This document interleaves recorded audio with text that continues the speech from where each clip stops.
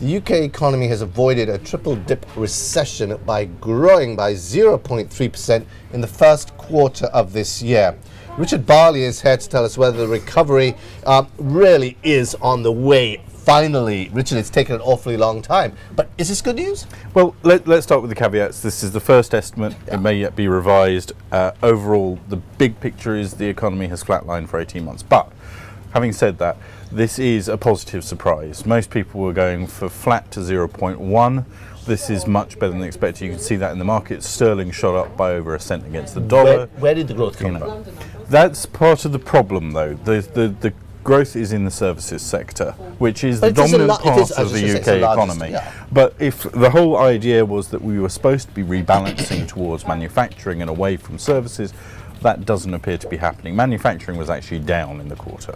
And also, I mean, but let's put this in the global context. It's still quite astonishing given the bad news that's coming out of so many other major economies. This is very true. And added to that bad news, the other factor people were thinking about along the first quarter was bad weather. That was another factor that people were thinking was going to drag on the economy in the UK. So this number is positive on that front. Okay, is it sustainable? I think that's really the key question. That is a $64 billion question, possibly. That's very difficult to say. One of the things that is going to be interesting to watch, though, is whether the housing market starts to respond to some of the measures taken in the budget and also the expansion of this, the Bank of England's funding which was just announced yesterday. Mortgage rates have come down. The housing market is very important to the UK economy. And if it manages to get some momentum, that may help confidence. But then people might actually worry about a bubble. I think exactly. We are betting on the same engines of growth that brought us to.